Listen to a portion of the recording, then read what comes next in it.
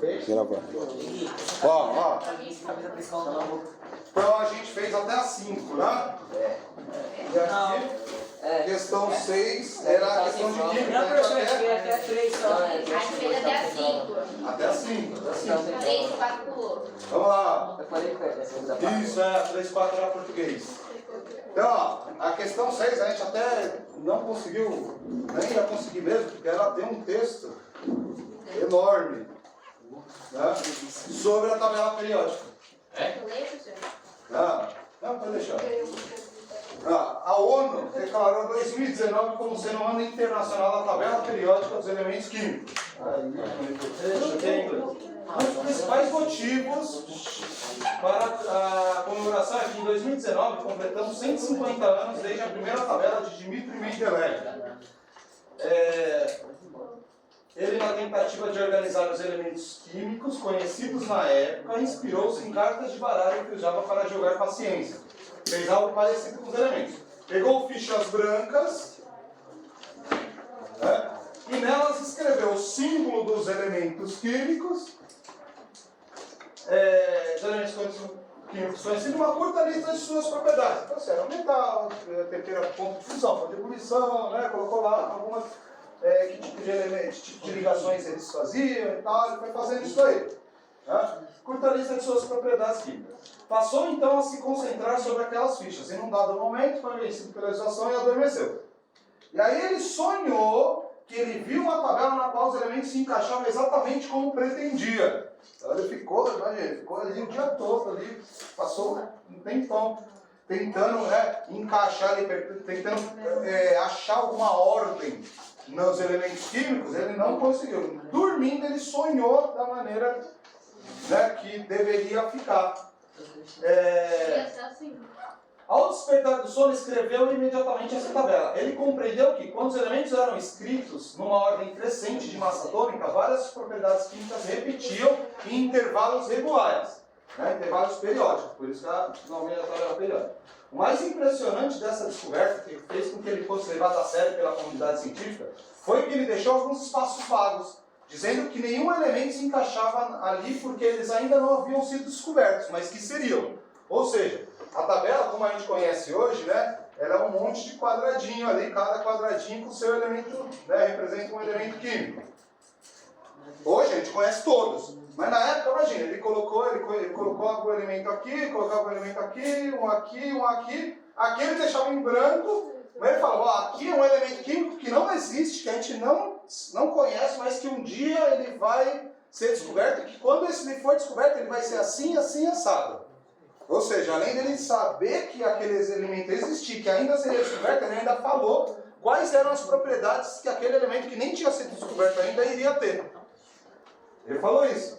E, impressionantemente, foi o que realmente aconteceu. Após a publicação do sua tabela, os elementos germânio, galho e escândio foram descobertos. Eles possuíam as propriedades escritas por ele. Ou seja, quando o cara descobriu, ele foi lá e falou, nossa, um novo elemento químico, o germânio. Caramba, ele é assim, ele é assado, ele faz tal ligação, tal ligação, tal ligação. Ele foi lá olhar, o Mendeleev já sabia daquilo lá, mesmo antes do cara descobrir aquele elemento. Atualmente, a tabela periódica dos elementos químicos está organizada em ordem crescente de número atômico, né, que é o representado por Z, porque na realidade não são as massas atômicas que definem as propriedades de cada elemento, mas sim seu número atômico, né, a quantidade de prótons, porque interfere na quantidade de elétrons, e aí tem aquele negócio da última camada, 18 elétrons, né, que a gente está vendo agora. Apesar de terem sofrido vários ajustes ao longo dos anos, as tabelas periódicas modernas continuam baseadas na estrutura essencial criada por Mendeleev. Em 1955, um novo elemento químico foi descoberto, tendo o número atômico 101, sendo instável e sujeito à superfissão nuclear espontânea. Desculpa aí, tá parado. Ele recebeu o nome de Mendeleev, em homenagem a esse grande cientista. Então, o elemento número 101, a gente tem aqui, ó, número atômico, massa atômica aqui embaixo, né, tá meio ruim de ver, mas aqui tem a distribuição eletrônica, 2, 8, 18, 32, 32, 8 e 2. Né, a quantidade de elétrons por camada ali. Tá? Então esse é o texto de tudo. Vamos lá. De acordo com o texto, a primeira é mais interpretação, né? Então, de acordo com o texto, sendo a alternativa correta. Mendeleev construía seus baralhos para jogar paciência. Não, ele se inspirou num baralho que ele tinha, que ele jogava paciência. Não.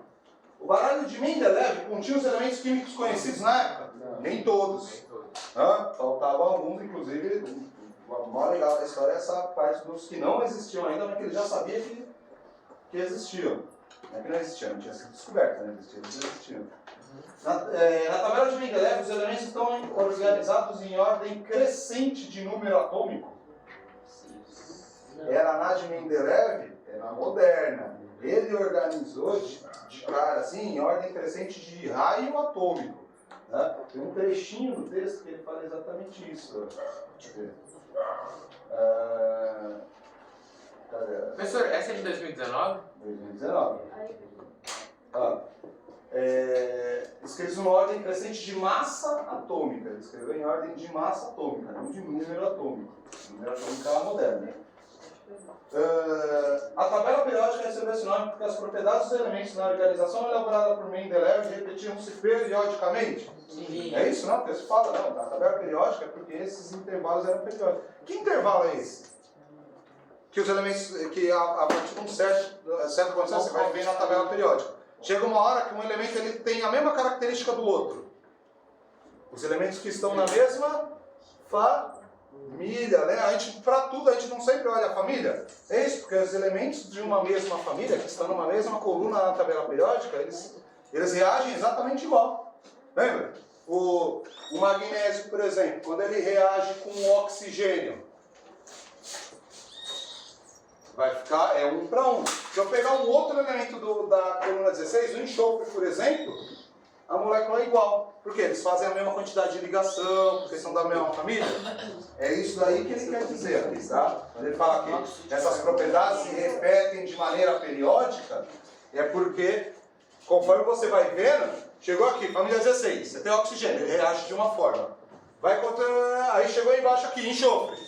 Cara, ele forma praticamente as moléculas iguais. Por quê? Ele faz a mesma quantidade de ligação, tem a mesma quantidade de elétron na última camada, né? Então ele tem as mesmas características. Tá? Por isso. Então aqui é a alternativa D, né? Aí está errado, a tabela periódica usada do dia de hoje ainda é igual à primeira tabela de Mendeleev, com elementos numa ordem crescente de massa atômica. Não, né? Hoje a gente sabe, a gente faz a tabela em ordem crescente de número atômico, de quantidade de prótons. Deixa eu colocar a caneta aqui.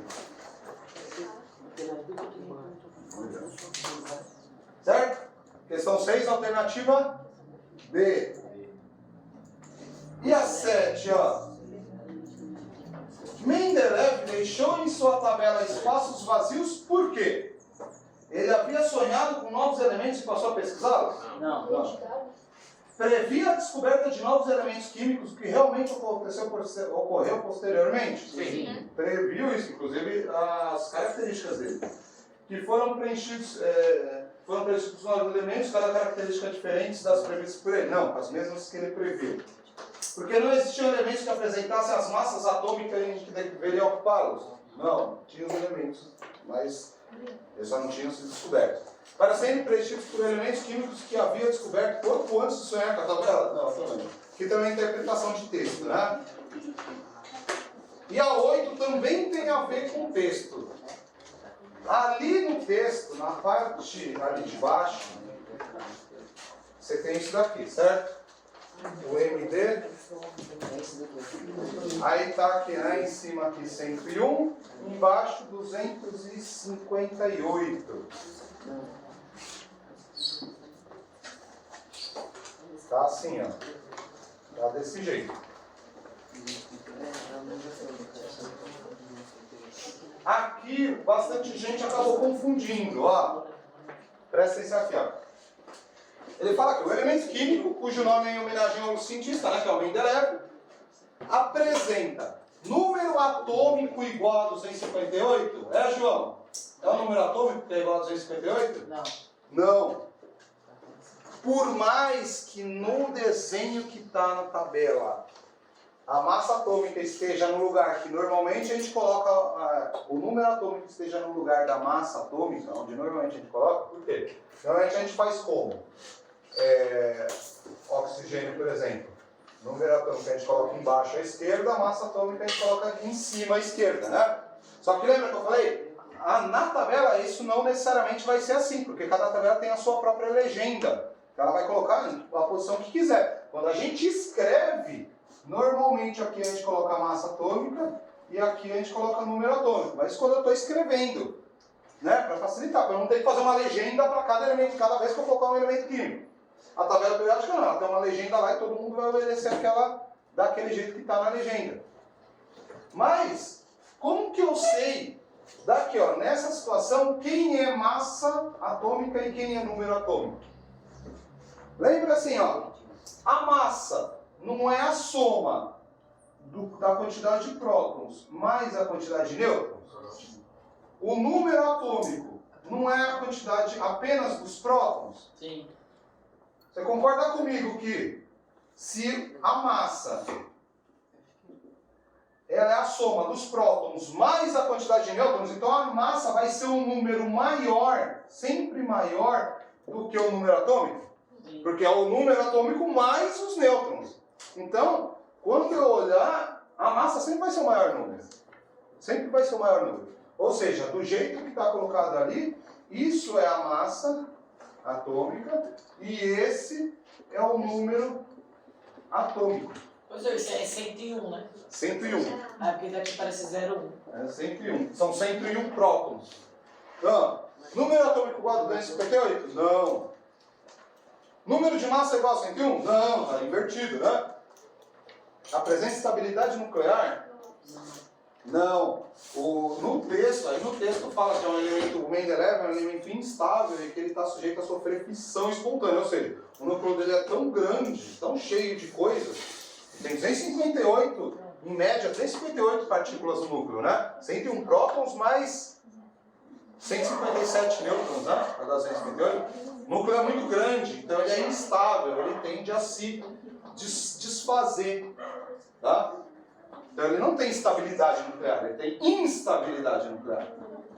Número de prótons igual a 101? Sim. Tá? Número atômico é a quantidade de prótons, 101. Estabilidade na sua eletrosfera? Não. Certo? Então aqui, a alternativa B. Muito bem. Todos os caminhos levam a Roma. Questão 9, ó. É uma citação ali em cima, né? Um provérbio, um ditado, né? Todos os caminhos levam a Roma. Tem um mapa aqui. Alguém consegue saber da onde que é esse mapa aqui? Essa é a 9, professor? É. Ó. A frase e o mapa fazem referência a uma característica marcante do Império Romano, que durou de 30 a.C. a 476 depois de Cristo. A cenário alternativa que apresenta essa característica. Então a gente tem o quê? A gente tem uma frase, né? Todos os caminhos levam a Roma, e a gente tem um mapa aqui. E esse mapa é de uma parte da onde se expandiu o Império Romano, né? O Império Romano no seu auge, vamos lembrar aqui, ó. Vou tentar desenhar aqui, ó. Você tem ali a Itália, é aquele formato de bota, né? É a Itália, é Grécia e tal, aqui tem a Grécia aqui, ó. Vamos colocar a Grécia assim, Mar Mediterrâneo. Aqui, ó. Mar Mediterrâneo, Itália, Roma, capital da Itália. Aqui a gente tem Líbano, Israel, Egito, tá? Líbano, Grécia, né? Alemanha, tem vários países aqui. O Império Romano ele pegava toda essa parte aqui, ó. Certo? O Império Romano, tanto que Jesus ele foi morto pelos romanos em Israel. Né? Em Israel. A capital do Império Romano está aqui, ó. Mas Jesus foi morto aqui. Na época, essa região toda era dominada pelo Império Romano. Certo? Chegava a pegar o Egito ali, né? Parte da África ali. Aqui eu acredito que isso daqui represente o mar Mediterrâneo. Não dá para ver muito bem, está bem ruim a imagem. Mas eu acredito aqui que isso daqui seja o mar Mediterrâneo, África e Europa. Certo? Então vamos lá. Sobre o Império Romano. A grande extensão... e tem a frase, né? Todos os caminhos levam a Roma. A grande extensão territorial do Império impediu a construção de qualquer sistema de ligação entre a capital e a periferia, fazendo com que só as cidades de Roma dispusessem de estradas pavimentadas para a circulação de pessoas e vigas. Não. Esse mapa aqui, ele mostra justamente as várias estradas que foram construídas, né, interligando Roma, que era a capital do Império, para todas as outras partes do Império. Os romanos, uma das coisas que eles eram muito bons, era em construir estrada. Estrada da época, você tem estradas que hoje foram construídas naquela época e ainda existem partes dela, né? É bem melhor que a nossa, né? Os caras asfaltam dá um mês e já está cheio de buraco de novo. Duraram milhares de anos, né? Então, os caras eram muito bons em construir estrada. Tá? E são várias, mas uma das coisas que permitiu com que o Império Romano ele se expandisse tanto era justamente as boas estradas que interligavam o Império. Por quê? Com boa estrada, o seu exército ele se desloca muito mais fácil. Tem na guerra da Ucrânia aí, agora a gente está numa situação em que a Ucrânia está tentando fazer um contra-ataque.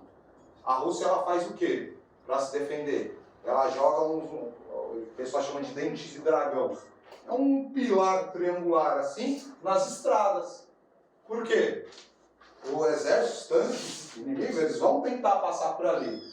Então, se você tem boas estradas, o seu exército ele anda mais rápido, ele se desloca, ele chega no combate mais fácil, os suprimentos chegam de maneira mais estável, mais regular. Então, é bom que você tenha uma boa rede de transporte. O Império Romano era muito bom nisso. Né? Uma das coisas, o exército em si era muito bem treinado, muito bem organizado, mas as estradas ajudavam muito, facilitavam muito o deslocamento rápido dessas tropas. Tá? Então não impede a construção, muito pelo contrário, eles sempre buscaram essa integração. Em seu processo de expansão, o Império Romano fundou colônias nos 5 continentes. Aí não, né? Eu não lembro de Roma ter nenhum continente, nada no continente americano, por exemplo, né? Ele pega ali Europa, Ásia e África, só. Então aqui já está errado. Estabeleceu órgãos administrativos, não sei o quê, mas aqui já está errado, né? 5 continentes, aí também já estamos exagerando já. Diferentes pontos do Império Romano estavam ligados à capital, a cidade de Roma, e entre si, por milhares de quilômetros de estradas pavimentadas, por onde circulavam principalmente os mensageiros do Império. Tá certo, mas principalmente os mensageiros do Império aí o que acontece? Vamos dar uma olhada nas outras duas, certo? Se não tiver mais nada que esteja melhor, essa seria a certa, tá? É uma situação normal de prova, é isso que a gente faria, tá? O processo de integração do Império Romano levou à construção de estradas que tinham o objetivo de facilitar a fuga dos habitantes de Roma, aterrorizados pela violência praticada pelos povos germânicos que saquearam a cidade. Até teve esse negócio, né, uma das causas da queda do Império Romano foi os ataques dos alemães, né, dos germânicos ali, mas eles não construíram as estradas para a população fugir, né? Nessa hora o pessoal quer mais que a população se lasque, né? Ninguém vai sair construindo estrada para facilitar a fuga de ninguém, tá? Pelo menos nunca aconteceu na história humana. Então não, é completamente errado. Devido à grande influência do catolicismo na formação do Império Romano, já está errado. Por quê? Se o Império Romano ele surgiu antes de Cristo, como que eles eram católicos? O catolicismo já aparece depois de Jesus, né? Bastante tempo depois, né? Os habitantes da capital, a cidade de Roma, financiavam a pavimentação de milhares de quilômetros de estradas que eram utilizados para a peregrinação à Terra Santa. Completamente errado. Então, a alternativa C realmente é a certa. Tá? Apesar de que não era principalmente meio estrangeiro do Império, tá? Tudo passava pelas estradas de Roma.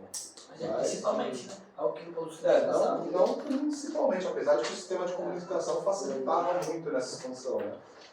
Mas eu não concordo com isso principalmente. Mas como não tem nenhuma alternativa, todas as outras estão bem erradas, então com certeza isso aqui é a certa.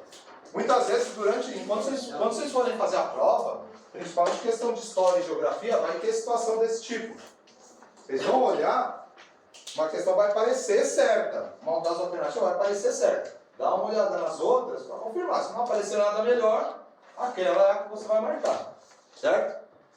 Porque às vezes uma até parece certa, mas às vezes você deixou passar algum detalhe ali, alguma coisa.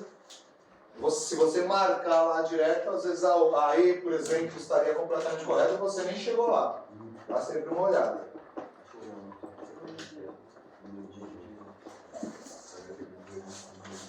E aí? Vocês já aprenderam sobre a União Europeia? Geografia? Vamos lá. O Tratado da União Europeia estabelece que qualquer país europeu pode se candidatar à adesão ao bloco. Porém, um país só pode entrar na União Europeia se cumprir alguns critérios de adesão. Quais são esses critérios? Então, o que ele tem que realmente ser? A. Ser republicano. Já está errado, já. Por quê? Nesse caso, você não poderia ter algumas monarquias, como a Espanha e a Inglaterra, né? Apesar que a Inglaterra recentemente saiu, né, da União Europeia, mas até então ela era. A Noruega é uma monarquia, tem várias monarquias na Europa. Não é republicano. Tá? O resto, até beleza. Economia de mercado, submetida aos controles constantes por parte do Fundo Monetário Internacional. Não necessário, não é um requisito. Tá? Mas aqui, o mais errado aqui é ser republicano. Aqui você já elimina. Você lembra que na Europa tem vários países que são monarquias. Tá? Permanecer fiel à legislação do bloco e delegar suas questões de segurança nacional à Organização do Tratado Atlântico Norte, OTAN? Não necessariamente. Em geral, como os países europeus eles são mais aproximados dos Estados Unidos, em geral, os países que são da União Europeia também pertencem à OTAN, mas não necessariamente. Não é um requisito. Tanto que os países nórdicos até então não eram membros da OTAN, e fazem parte da União Europeia. Certo?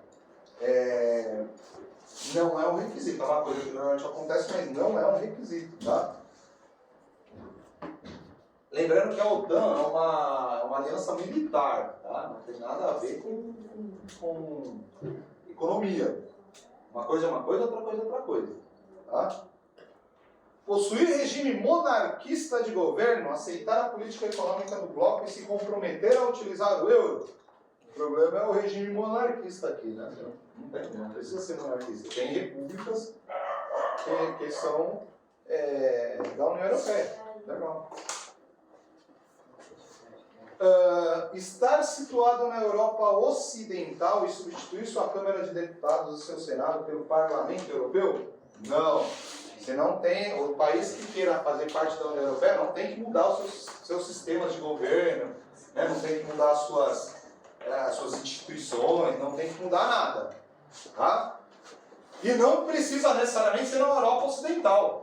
É porque a gente tem países da Europa, da parte oriental, né? Da Europa Oriental, e que fazem parte da OTAN. A própria Ucrânia, quando cogitou, a Ucrânia faz parte da Europa Oriental. Ela cogitou-se a ideia dela entrar. Não chegou a entrar, e aconteceu o que aconteceu justamente porque estava nessa de vai entrar, não vai entrar e tal. Não necessariamente precisa ser da Europa Ocidental. Aqui a alternativa E é a certa. Ter instituições estáveis para garantir a democracia, isso é um requisito. O Estado de Direito e o respeito aos direitos humanos. Basicamente essa e fazer parte da Europa, né? Lógico. O Brasil, por exemplo, não pode fazer parte da União Europeia. Tá? Mas requisito, além de ser europeu, instituições estáveis, democracia, Estado de Direito e respeito aos direitos humanos. Essa seria bem fácil, né? De uma outra coisinha ali, de o que é a Europa Ocidental, né? Você tem que lembrar que na Europa você tem regimes de governo diferenciados, né? Você tem ali monarquias, você tem repúblicas, você tem parlamentarismo, né? Presidencialismo é o mais raro ali, a maioria dos países são parlamentaristas, né? Certo? Tranquilo? Uma dúvida de União Europeia e tal? Provavelmente tranquilo. E aí vem uma outra da União Europeia, ó.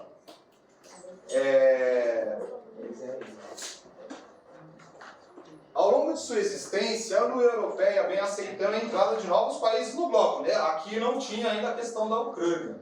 Tá? Existem alguns países candidatos, dentre eles a Turquia. A Turquia faz parte hoje em dia, né? Em 2019 ela estava nessa de entrar ou não entrar. No final ela foi aceita, tanto que ela foi um dos que agora recentemente tentou vetar a entrada da Finlândia, acho que da Finlândia, que ela estava batendo mais de frente porque eles têm uma rixa militar, alguma coisa assim. A Turquia, então, ela, hoje em dia ela já faz parte da União Europeia. Aliás, não, isso aí é da OTAN. A OTAN. Eles estavam tentando entrar na OTAN. A Turquia também é parte da OTAN. E não estava deixando estava embaçando para a Finlândia entrar, porque eles têm uma rixa aí militar. Porém, esse país encontra dificuldades para ser aceito na União Europeia. Dentre os fatores que dificultam a aceitação da Turquia como membro do bloco, podemos corretamente destacar o fato desse país dominar militarmente o território do Chipre, país membro da União Europeia. E aí? Não. É essa. É? Aqui, ó, nessa região aqui, ó, a gente tem a Turquia aqui, ó. Ela está mais ou menos aqui, assim. A Turquia, ela tem uma pequena parte do território dela faz parte da Europa, a maioria faz parte da Ásia. A Turquia está em 2 continentes. Né? Ela tem uma parte menor na Europa e a maior parte se localiza no continente asiático. Né? Tem um rio, inclusive, que divide e tal. Mas, mesmo tendo um pedacinho, ela faz parte da Europa. Então, ela pode ser aceita. Mas o que acontece? Aqui, em algum lugar aqui, não sei exatamente onde, existe uma ilha que é o Chipre. Né? E a Turquia, o Chipre, ele é um país independente, né? É considerado um país, um território, mas a Turquia considera a Chipre como parte do seu território. Né? Então existe essa dominação militar ali. Né? A Turquia ela fica ali, faz parte ali, ela invadiu o Chipre ali e está lá até hoje. Né? Então tem esse problema aí. Então a União Europeia ela fica meio assim, por quê? Democracia, Chipre era um país, né, soberano, território soberano. Então ele não está aqui, não está muito assim. Respeito aos direitos humanos também, né? O presidente da Turquia está lá tem uns 30 anos quase. Né? E ele meio que dá um jeito de manipular as eleições ali, está sempre ali, o Erdogan lá. Tá? Então essa é a... O problema é que tinha que saber, tinha que lembrar disso daqui. Daria para eliminar algumas coisas? Daria, ó. A, B. Adotar o euro. Né? Mas não se submeter à ordem do Banco Central Europeu. Na verdade, nenhum país precisa submeter às ordens do Banco Central Europeu. Você tem as recomendações, mas não tem uma submissão. Cada país tem o seu Banco Central e ele é independente. Eles procuram trabalhar de uma maneira coesa, mas não que tenha que se submeter. Tá? Manter em seu território o povo curdo, recusando-se a expulsá-lo. Tá? Não. Quer dizer, para fazer parte, tem que mandar o povo curdo tudo embora. Expulsa eles, que aí pode fazer. Não é isso. Tá? Que está justamente o contrário, na verdade. Ter seu território inteiramente no continente asiático, não. Lembra que eu falei que tem uma partezinha da Turquia que faz parte da Europa? Então aqui está errado por causa disso. Ser uma república oficialmente islâmica, Turquia é um país islâmico, mas isso não é empecilho para ele entrar na União Europeia. Ela é um país islâmico, mas isso não impede eles de entrar. O problema é essa questão do Chipre. Foi, né? Essa questão do Chipre. certo? Então aqui era essa daqui bastante difícil. Muita gente com certeza errou essa questão. Eu chutaria na E. Muita gente errou.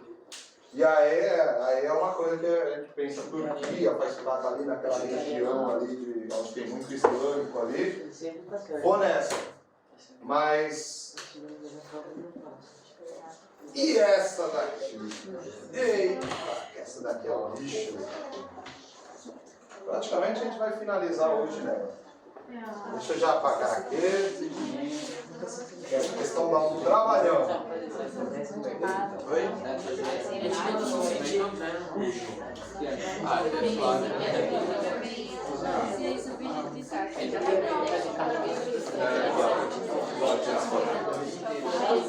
Vamos lá! Deixa eu já fazer o desenho aqui. Qual que é?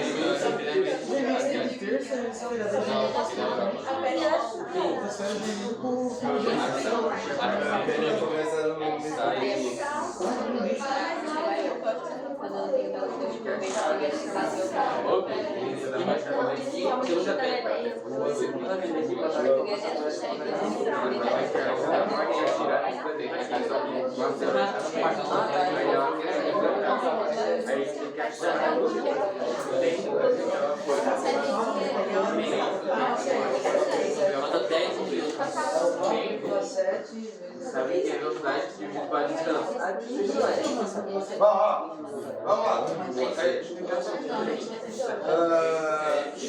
Aqui, ó. Vamos lá. Estrela da Morte. Aqui, ó. Uma arma ícone da série cinematográfica Star Wars. De formato esférico, ela era considerada similar a uma lua. Essa arma estação espacial podia se locomover pelo espaço na velocidade da luz. Ou seja, 3 vezes 10 a quinta quilômetros por segundo, ou seja, 300 mil quilômetros por segundo. Admita que a Estrela da Morte precisasse se posicionar de maneira a realizar um ataque de máxima eficiência ao planeta C. Inicialmente, a estação espacial encontrava-se no ponto A, e entre ela e o planeta C havia um grande asteroide. Por isso, necessitou ir até o ponto B, de modo a poder visualizar e perceber perfeitamente o planeta C conforme a figura. Então ela não consegue jogar daqui direto, ela vai ter que se mover daqui até aqui. A cenário alternativa contém o tempo para que a esteira da Morte demorou para se locomover do ponto A B. Então ela quer o tempo. Tá? E aí a gente primeiro tem que lembrar da aula de física. Que a velocidade é a distância sobre o tempo. Eu tenho a velocidade. 3 vezes 10 a quinta. O tempo é o que eu quero saber. O problema é que eu não tenho a distância. Então eu preciso saber quanto vale essa distância. Eu tenho essa distância aqui. Preciso saber essa distância para ir jogar ali na fórmula da velocidade e conseguir o tempo. Como que eu vou conseguir essa distância aqui? Regra de 3? Não? Não. Não é regra de 3, não, é... Que triângulo é esse daqui? Que nossa de geometria. Não. Que triângulo é esse daqui? Esse daqui é um ângulo de 90 graus. Esse é um triângulo retângulo. Triângulo, vocês já tiveram matemática? Triângulo retângulo? Três lados diferentes. Os 3 lados. Não necessariamente são diferentes. Na verdade, o triângulo retângulo tem um ângulo reto. Né? Tem um ângulo de 90 graus. Mas aqui, ó. O triângulo retângulo, a gente pode trabalhar com ele pela fórmula de... Oh, meu Deus, fugiu o nome. Não é Bhaskara. Sei lá, mas vai chutando. Que é a hipotenusa. Como que é o nome do cara? Aristóteles, não é Aristóteles? Esqueci o nome. Fugiu o nome completamente.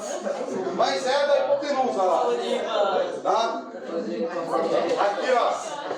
Aristóteles. É Aristóteles. É Aristóteles. Na forma de basquete. Aqui, ó. Peraí. O que é essa teorema de Aristóteles? Não, Pitágoras. Pitágoras. Oh, tá É o brabo. Pitágoras. O que o Pitágoras falava? Que para todo triângulo retângulo você tem uma relação entre os três lados. Ou seja, se você conhecer a medida de dois lados, utilizando o teorema de Pitágoras, você vai conseguir a medida do terceiro lado. Ele falava que era o seguinte, ó. A fórmula era a seguinte: cateto ao quadrado somado ao segundo cateto ao quadrado, isso daria o valor da hipotenusa ao quadrado. Ah, tá. O que é cateto? O que é hipotenusa? O que é o quê? A gente tem que lembrar assim.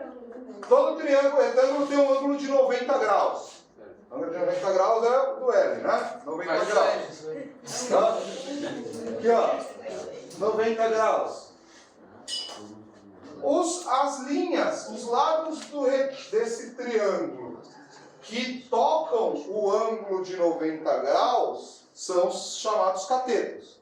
Ou seja, esse lado aqui, ó, BC é um cateto, eu tenho um cateto BC, eu tenho o outro cateto, que é o cateto AB, e eu tenho a hipotenusa, que é a medida AC.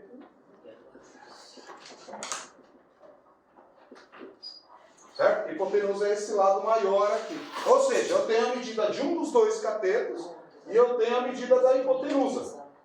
Certo? Eu preciso descobrir o outro cateto.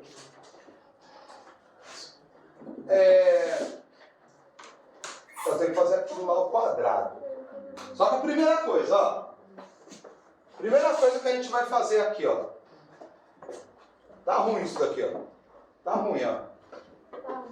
Tá ruim. Quer dizer, tá tudo ruim. Mas isso daqui tá pior, ó. Eu tenho um valor elevado a 9 e um valor elevado a 10. Para começar, para dar uma luz, vamos igualar essas bases. Como que eu igualo a base? Eu posso transformar isso daqui em base 9. Não posso transformar em base 9? Como que eu transformo em base 9? A vírgula volta uma casa. Ou seja, isso daqui eu vou transformar nisso daqui, ó. Certo? Tá? Vai facilitar na hora de eu fazer a conta. Vamos lá, ó. Presta atenção. Eu tenho o valor do primeiro cateto? De um dos catetos? Tem. Tenho. Tá? Então eu vou colocar aqui, ó. Vou colocar assim, ó. Deixa eu trazer aqui mais pra cima aqui, ó. Cateto ao quadrado, vai ficar fora da filmagem. Vou trazer pra cá. Cateto ao quadrado, presta atenção. Hipotenusa ao quadrado. Ó, um dos catetos é o que eu quero saber. O outro eu sei. 8 vezes 10 a nona, tudo isso elevado à segunda. Certo? Hipotenusa. 17 vezes 10 a nona, tudo isso elevado à segunda. Como que eu faço? Como que eu faço isso aqui, ó? Hein? Como que eu faço isso daqui, ó? Tem que repetir, né? Tem que... Ó, vamos lá, vou fazer igual os Jack Explipador, por partes. Que isso? Aqui, ó. O que é 8? Ó, por partes, ó. 8, eu não vou mexer, presta atenção aqui, ó. Eu não vou mexer com tudo de uma vez.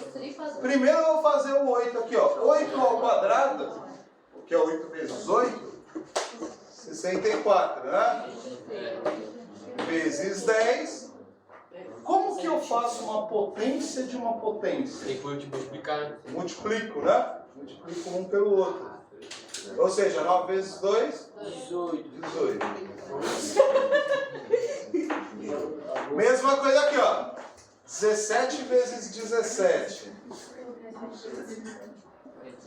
7 vezes 7, 49. 7 vezes 1, 7. 8, 9, 10, 11.